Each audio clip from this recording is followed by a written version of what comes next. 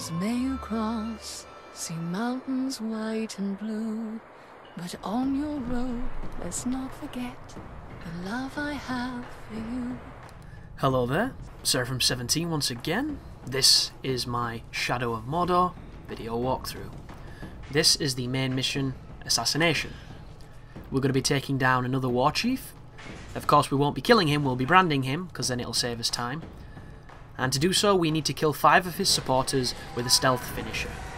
So something to bear in mind here, you cannot kill people who do not have the yellow circle above their head, because it won't count towards the number. Of course you can kill them if you want to, it's better way to spend your time is to get the guys who the game wants you to get. I'm using this moment here to brand a few people, because I know after this the dude's going to turn up, so if I've got a couple of people on my side I can use them as a nice distraction. Of course it's not the fastest way to do this, but once again this is a pretty short mission once you know what you're doing, so I do like to have a couple of guys on my side just in case I start getting swamped. And if you have the dispatch skill, I think it's called, where you can kill people you've branded, that move is insanely powerful if you've got a ton of people branded. But let's have a look. A couple of archers up there, a couple of environmental things to play with. That guy gets a kill on him. That's the first one. If you didn't know, when you run away from a crowd of people, once they lose sight of you, you can then run back to them and stealth kill them. They will not be out of this stealth killable state until after they've been surprised of your appearance. And it enables you to exploit the game in a lot of really interesting ways. And a good one I keep mentioning is the brutalized kill into, combat execution. I cannot stress just how good that technique is. But there's the Shadow Strike immediately into a stealth kill. Oh, was that a stealth brand, sorry? Ah, I was testing to see whether or not the brand would count towards the supporters, and it doesn't, folks. If you brand them, you do not get a point towards them. It is very specific on the stealth kill. But that's the kind of thing you have to find out for yourself, because a lot of games would class the brand as a kill because he's no longer working for him and thus he's no longer a soldier. A couple more brandings here. There's a guy just about to come up to us. He's a little curious. We hit him with a Shadow Strike. I don't kill him because I'm going to brand him. And the dude over there's just seen us, so we can't quite get him, so I'm going to kill him. And I'm going to brand his buddy with the Force Choke. How powerful does that look? It's so good. The empowerment that this game manages to give the player is something that a lot of games need to learn from. At the same time, you were too strong at the beginning of this game. Hence why this is not probably going to be the most popular walkthrough, because there's no difficulties, and Talion starts the game as good as you can play. And if you've played any Arkham game, if you've played that Captain America game that's ripped off the combat system, you're going to be perfectly fine with this. It's just a little bit of the nuance that's going to trick you out a few times, but aside from that, combat-wise, you're going to be golden. But over here there's a couple of dudes around this fire.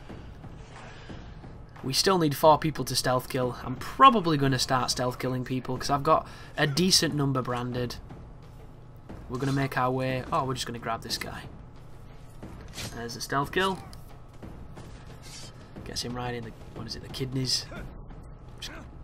Poor guy. Shanks him good. Here's another one. See you later, bro.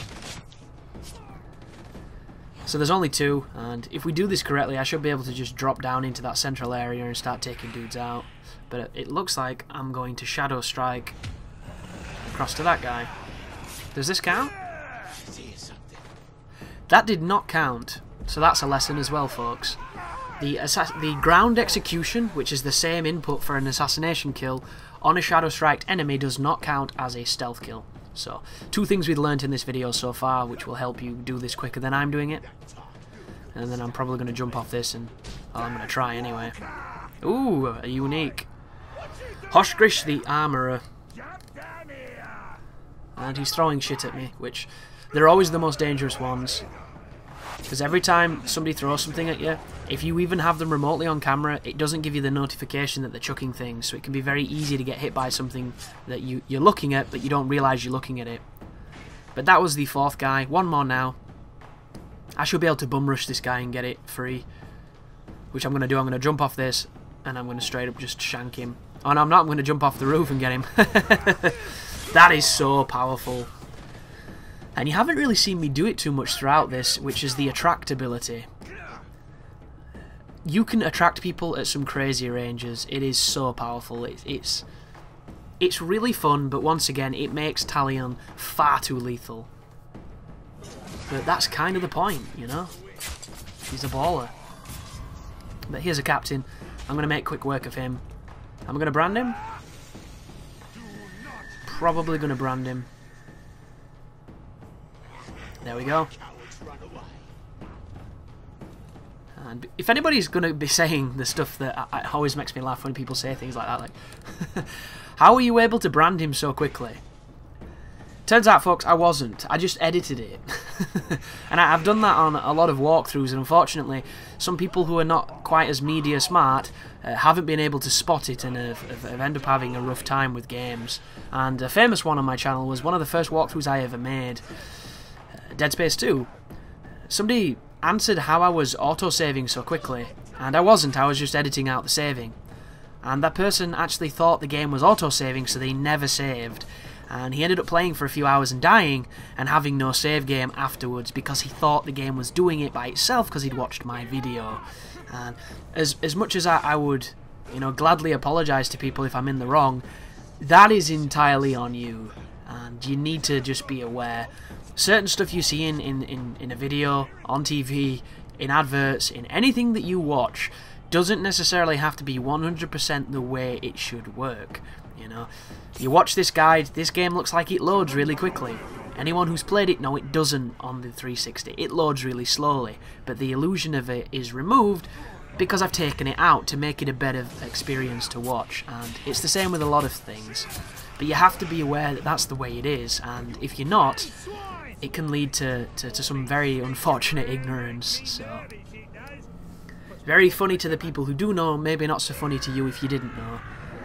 But this is Pug, this is the guy we're coming after, this is the guy we either have to brand or kill depending on what the mission criteria is. That was the flurry into the cancelled combat execution. Very quick damage, very easy to do. And here we go. With his low res face. And the no need for lip sync because he's got a thing covering his mouth. So are we dominating? I believe we're going to dominate. Forfeit your mind. There you go, dominated him. Once again, the choices that I'm making there when I dominate is always information on war chiefs I don't have. It's nothing to do with strengths or weaknesses, it's just literally locations. It's taking them from being shadowed to me knowing their name. That way I can find them on the map, and then I can go and try and figure out how to beat them. But that is the end of the video, folks. Thank you very much for watching, and you take care now.